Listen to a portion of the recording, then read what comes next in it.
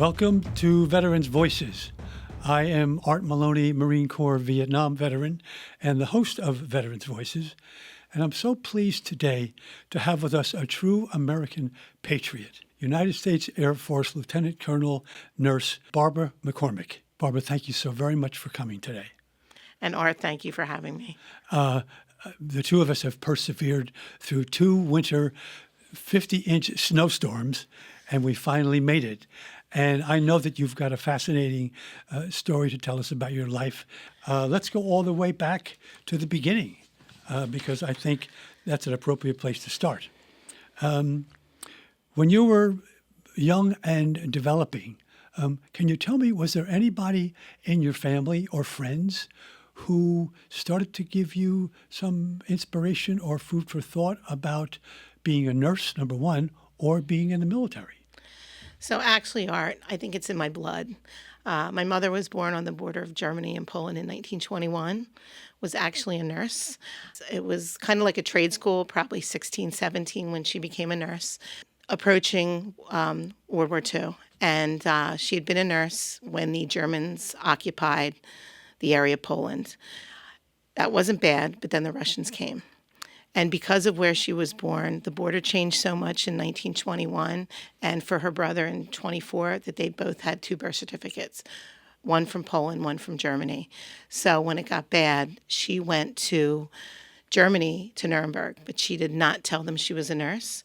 She worked as a seamstress at Nuremberg Army base, and she met my brother's father. What a famous place. Who brought her here. Nuremberg. She actually made her wedding gown out of a parachute because it was not silk.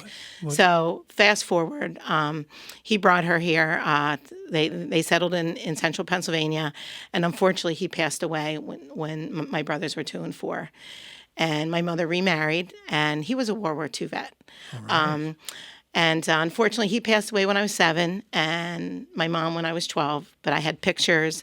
They left me in very good hands. There was always somebody there for me. So when I look back, I'd say it was definitely in my blood. For sure. Mm-hmm. Eventually, when you decided to join the military as a nurse, what was your motivation to join as a nurse, to join the military? Why did you choose the Air Force? So again, I was a little bit older. I was in my 30s when I joined. Post-Desert Storm, it really triggered me. I was watching that on television, and I had become a nurse. I was a newer nurse. And honestly, if I as we're talking through this, I was like, why did I choose the Air Force? I really don't have an exact question, but as it turned out, I made a decision, and it turns out one of my mentors, I did not realize, spent 5 years in the Air Force. So I was working with a shift, and I told her what my plans were. She told me her experience, and that her best friend was actually the chief nurse, and she prepared me for that interview. Oh, that's right. So that's right. You worked in civilian nursing, so to speak, before you joined the Air Force. Yes. And so you were rubbing elbows with Air Force personnel. That I didn't really know, honestly, until I asked that question. Mm-hmm. Yes. Mm-hmm. Okay. So tell us, for how many years were you in the Air Force, and what were your home bases, so to speak? So I commissioned as a second lieutenant in 1994, and I started to actually drill in 1995 at McGuire. I was a traditional reservist, so your normal requirements are a weekend a month, 2 weeks a year. You have quite a bit of training because not only I was already a nurse, so I commissioned as an officer, but there's so many things you have to learn about the military, how to be a warrior, essentially, along with the military nurse, which the practice is different, and rank, and how to wear a uniform. So I did, but I spent my first 25 years at McGuire in 2 different units, and then I transferred to the Delaware National Guard in 2021 for my last 5 years of my service. And I recently retired in December with 30 years of service. With 30 years of service? 30 years, yes. Now, are you going to stay in nursing while in civilian life now? I'm still nursing. I've always had all the careers going at once, traditional reserve and guardsmen, but with a lot of extra time, especially as you promote and take leadership. I was a chief nurse, executive officer, multiple deployments, as we're going to talk about. So I worked all along. And honestly, it's the best of both worlds, because the things I learned in the civilian transfer to military, the things I learned in the military transfer to the civilian world. And did you tell me that you have responsibilities in some private or public nursing organizations now? So I'm actually the past president for the New Jersey Emergency Nurses Association. Emergency Nursing Very Association. active in a variety of professional organizations. I'm also a past president of New Jersey State Nurses Association, Region 5, which is Burlington, Camden, Gloucester, Cumberland, and Salem counties. So, yes. it seems to me as an amateur when it comes to the knowledge of the nursing curriculum, but that nurses are going a mile a minute all day long. And so I just wonder if there is that burnout that can happen sometimes. So, but you've done it for 30 years, and as we're going to see, you've had some very trying assignments over those 30 years, yet you're now still knee-deep in nursing.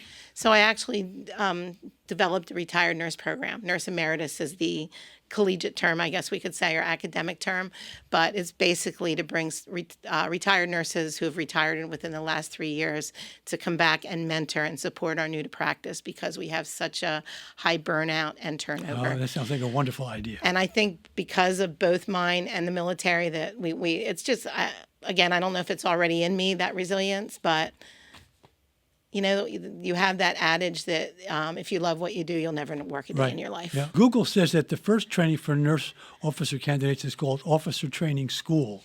I was an enlisted in the Marine Corps, so I'm totally unaware of an officer's training.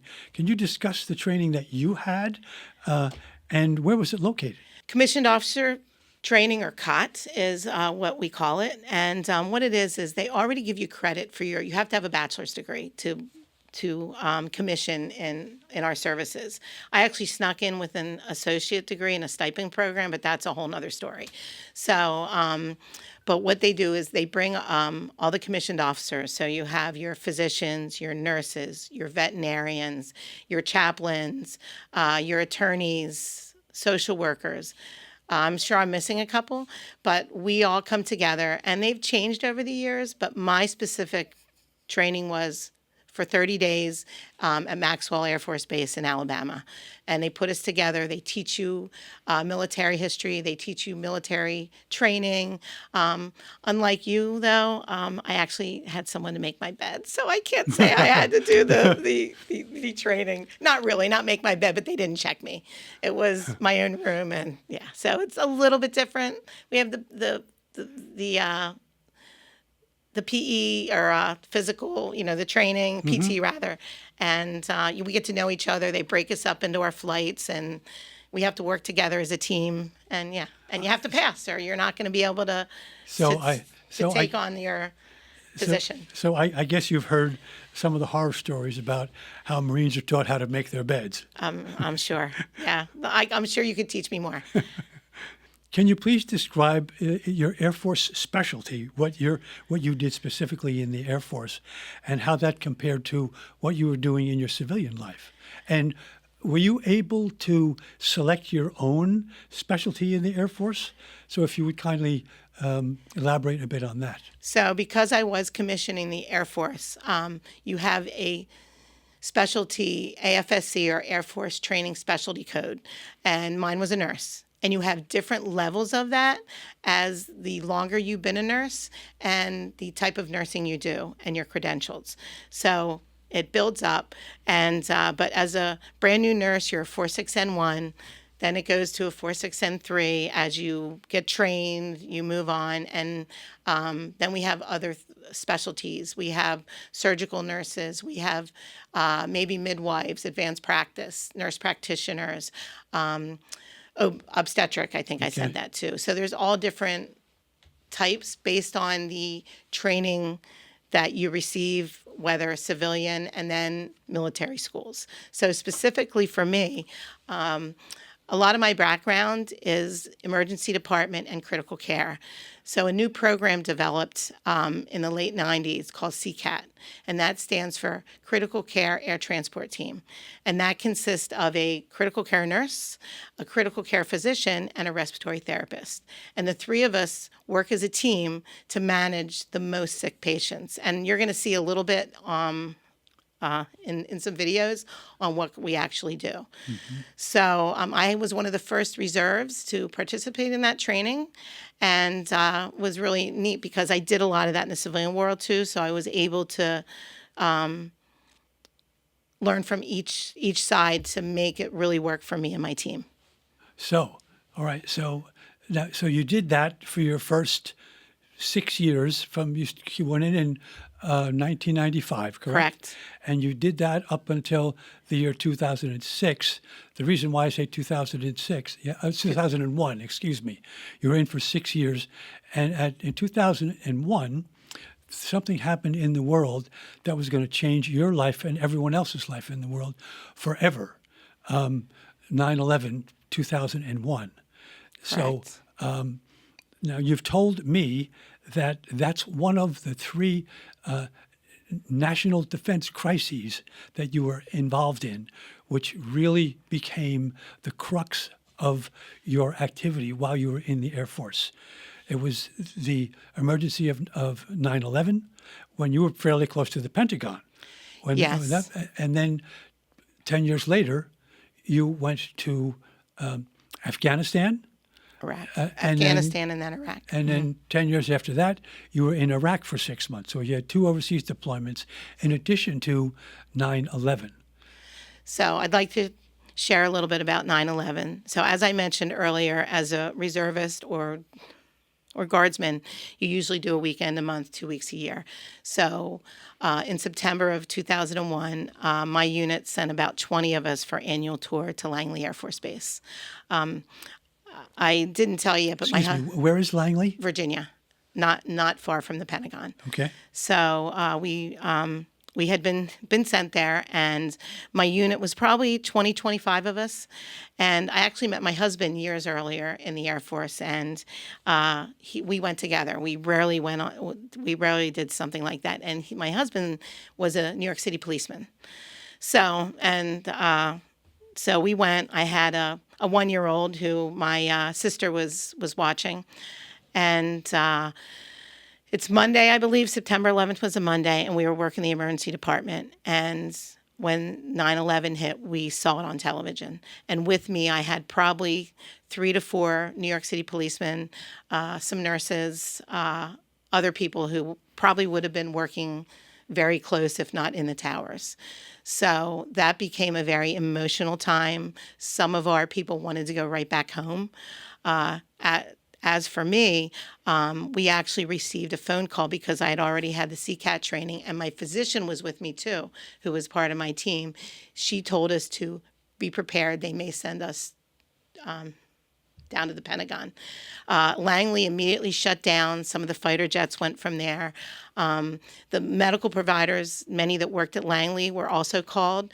So what happened to us working that emergency department, we actually staffed that so they could be relieved and answer their call when needed. So for those 2 weeks, most of us stayed. I believe a couple. It's hard to remember exactly and hard to believe how long it is since then. But I believe a few did go home. But we did stay, and we supported the emergency department and the hospital there at Langley Air Force Base. So I have a question about just the chronology of the events that morning of 9/11. So you and your team of 25, yes, of which you were a part, you heard about. It was on TV in the break room. Okay, so you saw. We saw the first one, and they're like, "What happened?" All right. Somebody said, "Come see here," and then the second one. Yeah. All right, so you're watching the TV as those buildings are falling to the ground, they're crumbling, and then about what was it? An hour later, the Pentagon was hit. So you're standing there now. Did And then the, next, and did then the base go on alert immediately immediately they shut down the gates when because the towers went? yeah, immediately. All right, so you're already think on so. alert, Yes. and then the Pentagon was hit. Yes. All right, an hour later. All right, and so when you go on alert, would you please tell us and those who are watching what happens when you're on alert on a base? Well, the gates shut down, and honestly, most smaller bases, there's not a lot of activity at a military hospital. It's more for families. Langley was a lot of obstetrics, so most of that stuff is scheduled. But you're not seeing traditional emergency department activity. Okay, all right. So we had some time, and honestly, I don't remember all those details. All I can remember was each day we had to account for probably 45 minutes to get in the gate because they were checking every single vehicle going in. And that's, I believe, where some of the fighter jets lifted off from to support, for air support. Now, you said to me earlier that 9/11 changed your life as a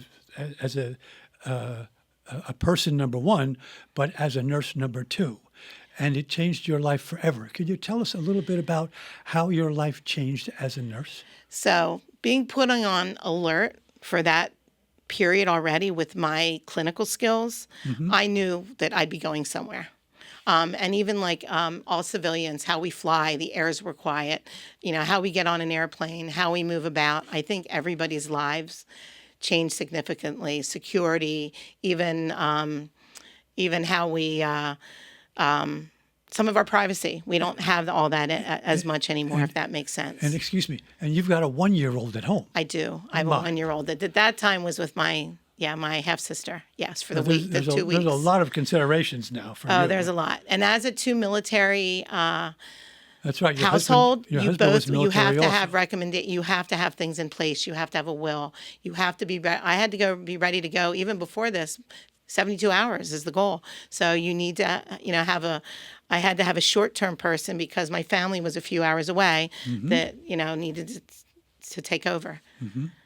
So, and as it turns out, I ended up getting called up on active duty on presidential orders for 365 days, December 15th of that year. So it did change. It changed my life a lot. For all of us, but I'm Absolutely. sure for nurses even more so. And now you've got a 1-year-old at home, and you're thinking, when am I going to be deployed here? Now, could your husband? Not even. December 5th was his birthday, so he turned 1. Yeah, as long as they didn't take us both, which they try not to. Right. So one of you would stay home. Yeah. Yeah. All right. Well, that kind of brings to a close your number one national defense emergency, which brings us to number two, which is your involvement in the Afghan war and your deployment in 2002. So can you take us through some of your more memorable operations while you were in Afghanistan? And I was interested to hear about the team with which you went there and the route that you took to ultimately get there. As I said earlier, I had a team that was prepared. I received those presidential orders. It was just before Christmas, December 15th. My son turned 1, December 5th. We had some time. They were, if you have the time, you don't always go out the door in 72 hours, which was we did. We had some training time. They told us we wouldn't be going more than likely till after the holidays. So I really was preparing my job to let them know that I wouldn't be there. I was preparing my life to figure out how we're going to manage this. When it came time to go, in January, I was sent to Keesler Air Force Base in Mississippi. So being again a reservist, they don't know. Sometimes active duty doesn't really think you have the skills. So we went to Keesler Air Force Base, and I worked in their Keesler Air Force Base in Mississippi. Mississippi. Yes. Nice area, enjoyed it. It was pre-Hurricane Katrina, but I worked night shift in their ICU and proved my skills. Had a little extra training that I would have not had because my civilian job did not do any type of neurological or brain surgery. So they did that there. So I had some practice while I was there, and I learned a lot. That was good for me. My husband was actually able to sneak down with my son. I got to see them once, and we actually spent Fat Tuesday. And Yeah, Fat Tuesday, the day before in New Ash Orleans, Wednesday. it was a little Oh crazy. my, that's a wonderful It was celebration. So yeah, you got to get Of course. you have to see the world. Yeah. And then not long after that, my team, one of the teams, two went down. We were paired. We had some issues with my respiratory therapist, so we were paired with an active duty respiratory therapist who was amazing. He was from Texas and a hunter, so it was pretty cool because we actually deployed with our 9mm, and my husband's a police officer, so I do okay with my handgun, and as a nurse, you only use it to protect yourself and your patients. So we were prepared. So from there, they shipped us off. We went over to Landstuhl, Germany, and then from there down to Incirlik, Turkey. Each place we got a few more items. And These are American bases in American, foreign, yes, foreign yes, countries. yes. You'll see a little more about Landstuhl shortly. And then from there, from Incirlik, Turkey, the goal of a CCAT team is to be downrange with the injured early to get them back for definitive care and provide that level of an ICU in the air and to get them back. And our numbers are amazing. We do a really good job at that.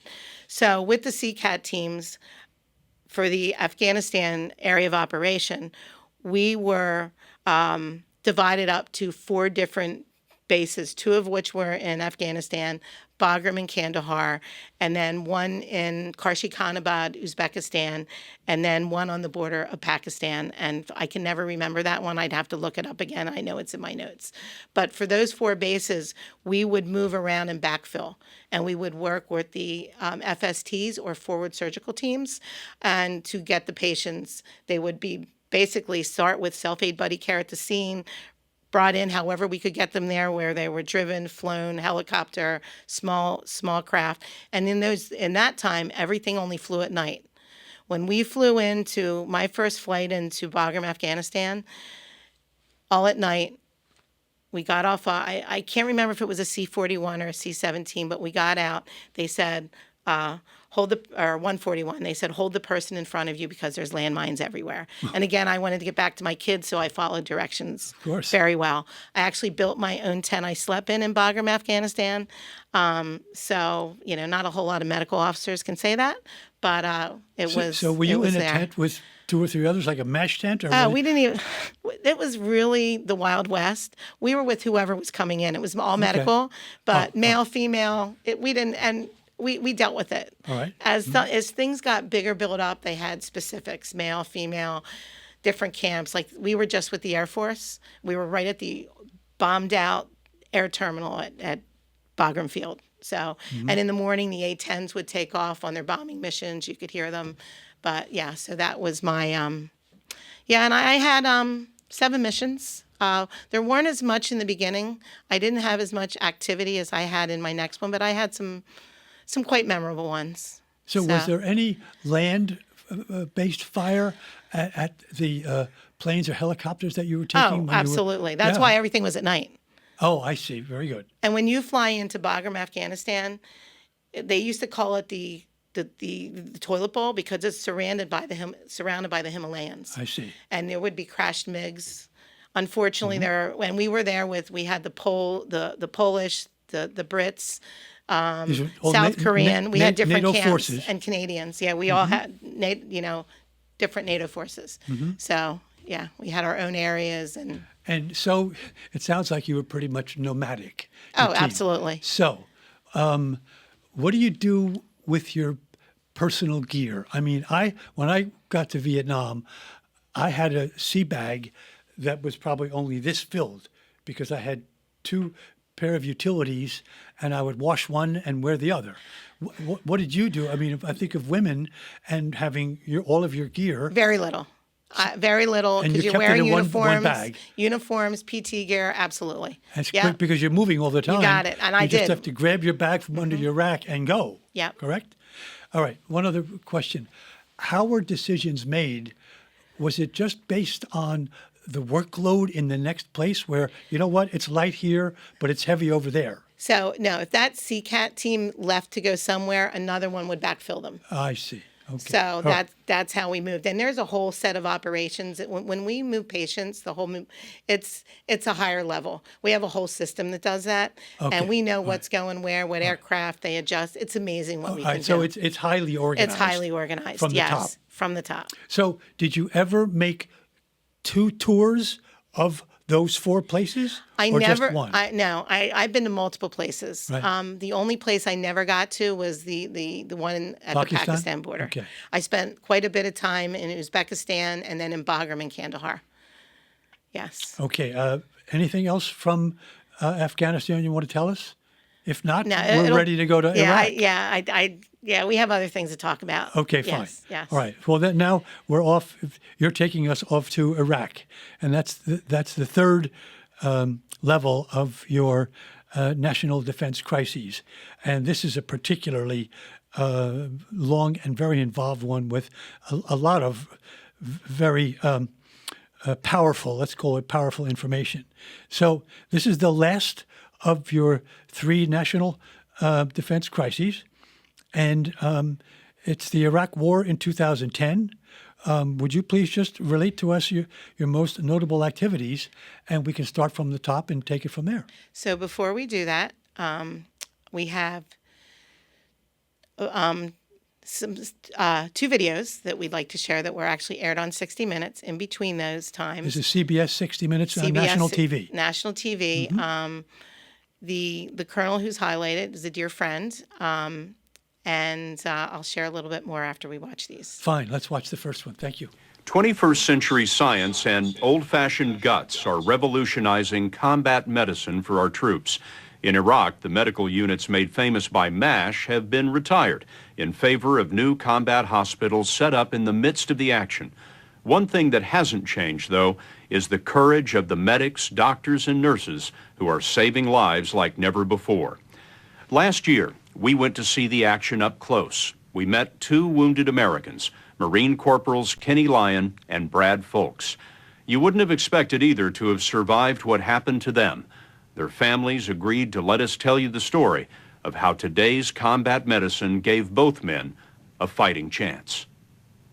Kenny Lyon from Maryland was one gifted mechanic, and so he was outside trying to fix his broken-down armored vehicle when the mortar exploded. By the time he reached the hospital, half of his blood was gone already. 128/35 for the BP. His pressure was critically low. Hemoglobin 6.4. Corporal Lyon's life was slipping away through 3 lacerated arteries and too many wounds to count. This one's bleeding here too. Shrapnel had torn into his head, neck, both legs, both arms. His left foot there on the bottom was turning white, no circulation. Paulette Shank is a lieutenant colonel in the Air Force Reserve. Back home, she's a nurse anesthetist in a hospital near Philadelphia. It's a battle. You know, sometimes people are fighting to die on the table, desperately. Fighting to die? Meaning their body is going further and further down the wrong direction.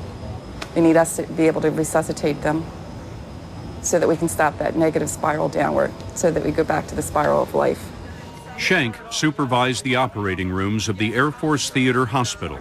This is the war's busiest trauma center, an encampment of 32 tents on the Balad Air Base north of Baghdad. The 332nd Expeditionary Group has 400 staff and more than 300 trauma patients a month. To be close to the patients, the hospital is close to the battle. In the background, there's the sound of incoming wounded that beats against the canvas like an alarm. When you hear the helicopters coming in, is there a sense of dread about what's going to come through the door next? I think it's the next challenge is coming through the door.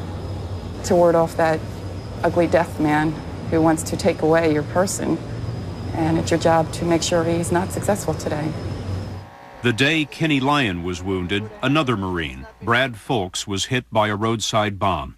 He's from West Virginia, a 2-time state boxing champion, suddenly in the fight of his life the day before his 23rd birthday. Corporal Folks made it to the Army's 10th Combat Support Hospital in Baghdad.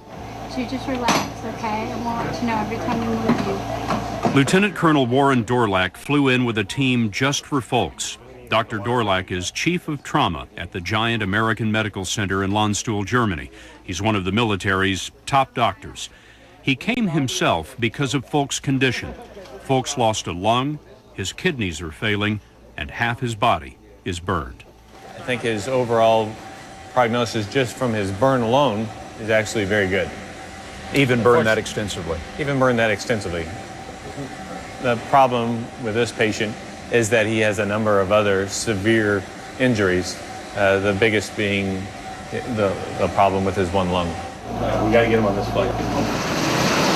As sick as Brad Folks is, Dorlack is moving him to Germany. The life support gear they're carrying is so advanced, some of it isn't even available in the United States yet.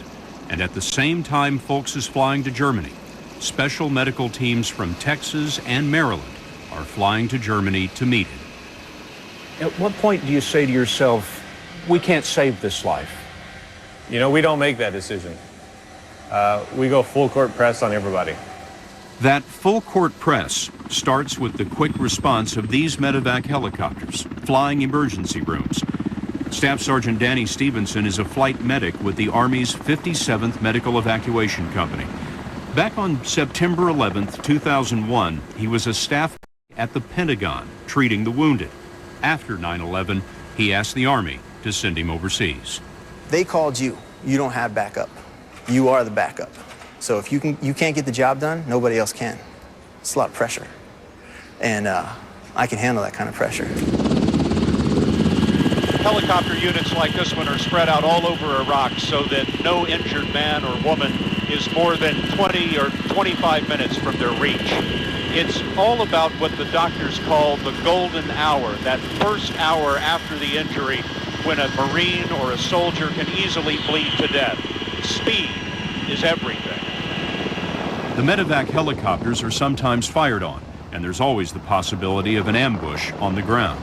You ever scared? I don't get scared. No, come on now. Everybody gets scared. I mean, some stuff freaks me out sometimes, but if you freak out on the scene, you're just going to lose control of it. If you lose control of it, you're going to die. We put a camera on Stevenson's helmet to see what he sees. She's the company medic, treating two soldiers hit by a roadside bomb. The wounded were Iraqi. Stevenson signaled an L for litters or stretchers to be brought over. All right, let's go. Let's go.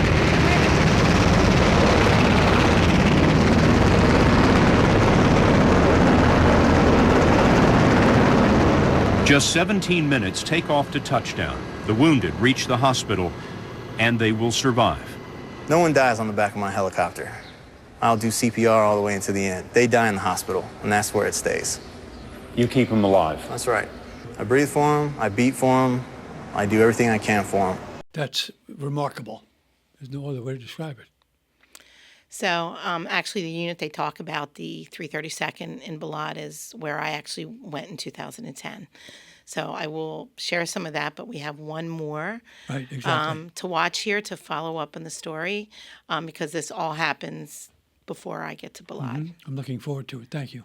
Back in the hospital, Kenny Lyon, the mechanic from Maryland, had moved into the operating room. 5 surgeons worked from head to toe. They pumped in blood, 10 units, 20 units, 30 units and more. They couldn't stop the bleeding in his left leg. Paulette Schenk, the nurse we met earlier, watched the amputation. It's ugly. This is the ugly side of war. But at least if they can control the bleeding now, at least has a better chance of survival. A better chance, but Lyon ran through all the blood they had.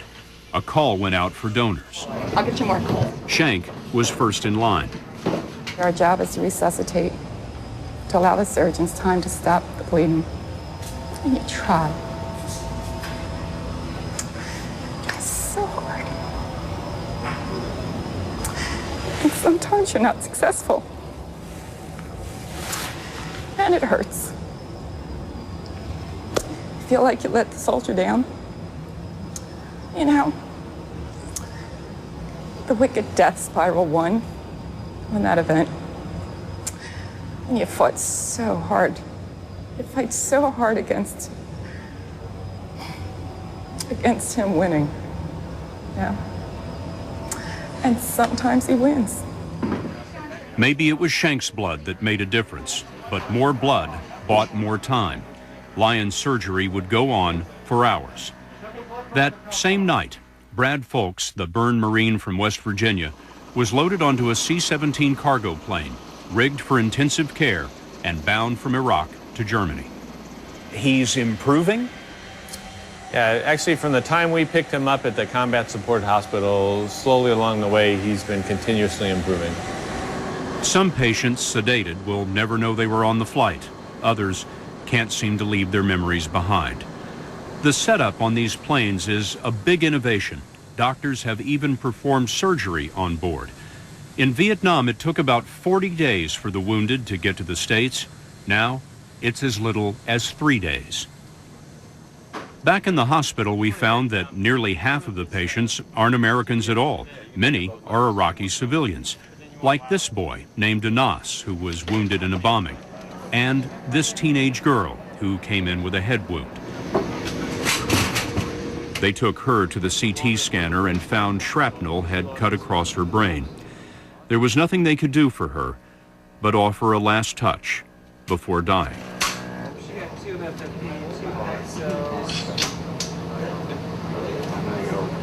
We found Anas a few days later, doing much better, under the care of Dr. Adnan Rabi, an American who grew up in Iraq. It is very sad, actually, to see all of these casualties of war, innocent people, but that's a heavy price.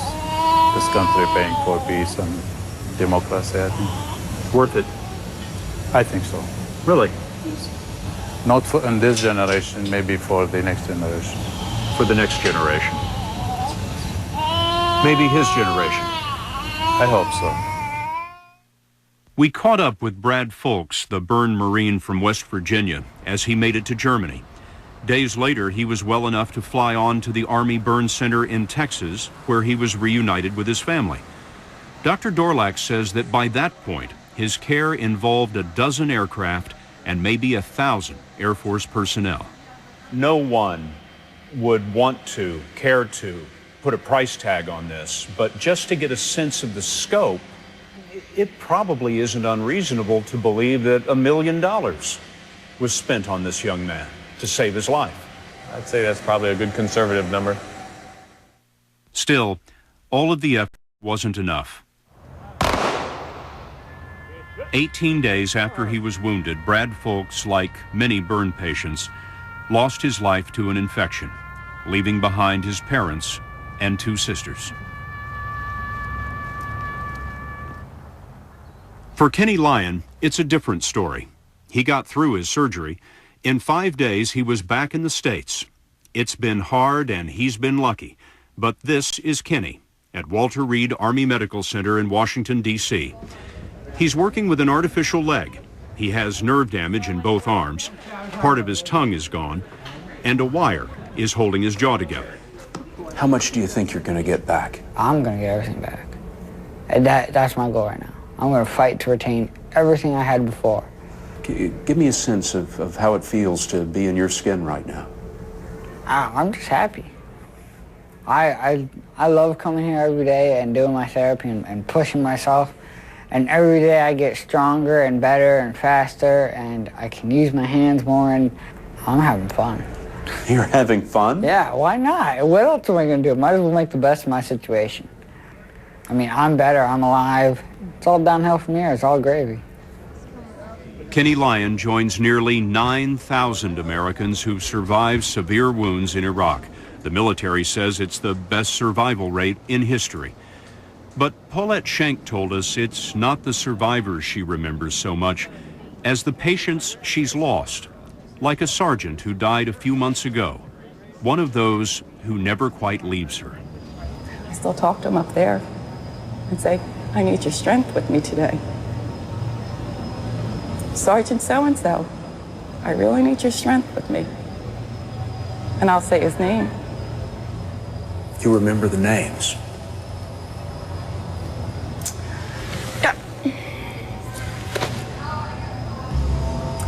hear a helicopter.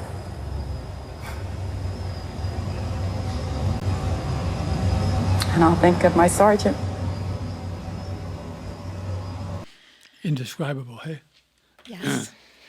So as I spoke, that happened prior to me Yeah. being deployed. And actually, then Lieutenant Colonel Paulette Shank became Colonel Paulette Shank, and she became my commander at my unit before I deployed. So she knew Balad, which is where I was going. Mm-hmm. Things had changed a bit. We were actually, Balad was downsizing. They didn't need as much, but at the same time, they were stepping up Afghanistan. And when I arrived, there was a little thing going on in the world from a volcano eruption in Iceland, which was volcanic ash, caused a major issue I for remember flight. that. I remember So that, yeah. if you remember them in the video you saw Landstuhl. That was our hub for our critical patients. We couldn't use it. We couldn't fly there. So rather than sending everybody from Afghanistan directly to Germany, they came to Balad. So where we had been downsizing, we had to increase again to prepare for all that. So I arrived just in time for that to start. Okay, well, that was absolutely breathtaking and indescribable in terms of, I was just making notes about the coordination of so many different people having so many different specialties under such incredible time constraints, because if certain things aren't done, people die. And you look at how many people were in that small space, and you see how many injured there were there. I wonder what the keep alive rate was. Very, very good. The numbers, I don't have them in front of me, but it was extremely high. And I had to appreciate the door gunner, the young door gunner on the helicopter. You could see his sense of confidence that no one is going to take this helicopter down with injured on it with me at the door. And I remember from my Vietnam days, I knew helicopter gunners. They had to be the mentally toughest people around because of everything that they were carrying in their choppers. Absolutely. So that was a fascinating two videos, and I thank you for bringing that to us and showing us that. Is there anything else from your Iraq involvement that you want to bring to our attention? Yes, there's actually a couple things. So Please. both Paulette in that video and the patient who you saw surviving, I got to meet. I got to meet Kenny Lyons, quite the motivational speaker, and he used to come up to up to McGuire to speak to us how important what we do, is to to our troops. So that was a big piece of it, so it was a very busy time for me in Balad, Iraq. So this volcanic ash went on for quite a while. So as you heard, it was basically a 3-day trip home. Well, because we couldn't use Germany, we had to come up with some very unique avenues to get them home. Mm-hmm. Sometimes put them on all the way to the States, whether to Texas, whether to Walter Reed, which is a long time for an injured patient to be in the air. We have to do a lot of prep work. Mm-hmm. My favorite aircraft is that C-17 because it has inline oxygen all on one side. We did not have to calculate how much oxygen we would need. And so could they keep the patients sedated all the way if necessary? Depending on their condition. If they were critical, absolutely they would be sedated. Okay. But we had a lot of walking wounded too. We had to, we have to prepare them with their meds. The flight team, there's a whole flight team that we give them a handoff. You look at the amount of staff there. We would send, we had missions with 80, 90 patients that we would send during that time. And as I told you, we were drawing down. We didn't have the personnel. And I have to tell you that I had some young airmen that were very social. And we actually had fighter pilots volunteer on their nights off to help load those aircraft. It's physically demanding to load the patients if they cannot walk. So we did. We did a lot. We moved more patients in the 4 months that I was there than any rotation since 9/11. So extremely very busy time. I had some very sick. I had amputees. I had intubated that we would move. We would coordinate with the ICU. They're the last ones that go on the plane, and then the first ones off. Again, it's a science how we move patients. But one of the things that actually that I really wasn't as prepared for, we had quite a bit of casualties in the time in Afghanistan and a lot of blasts. So I had a lot of troops who lost their comrades, and to deal with that, and they would have this and blast the headaches, the ears, or even losing their canines. It's just emotional. We would have to hold them for a while. I preferred to work nights. I'm still a night shift person, although it gets a little bit older, harder as I get older. But I spent a lot of nights. They would asking for pain meds, and I'd say, I don't think I can give you enough pain meds to take away your pain. I would just sit and talk with many of them and try to get them to talk. We actually had a mental health nurse embedded with us. This was my first time. I would think you would have to have mental health Who was a prior security professionals. forces, prior enlisted. He would have lines at his door. Mm. So the mental health concept. And the other thing that I saw, in '02, we didn't have a whole lot of communication. We didn't have the Facebook.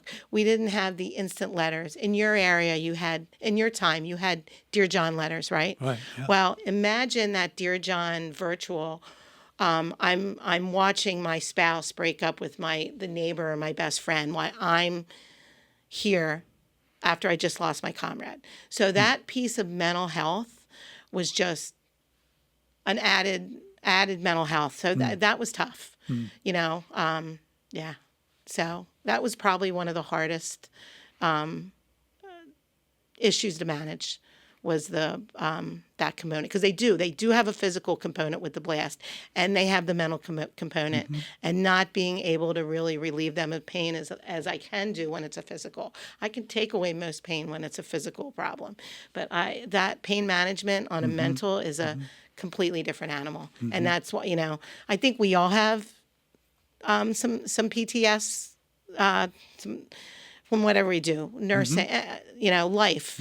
But it's extra hard. Yes, the emotional side Absolutely. of the scars of war are the most difficult ones to combat. How was the camaraderie? You see all of the intense action that's going on here, and it has to be exhausting.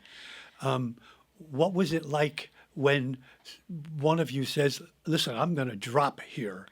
How did you cope with that? So we're pretty in tune. We are staying with our people, our comrades. Most of the time we know what you're doing on your time off. We know where you sleep.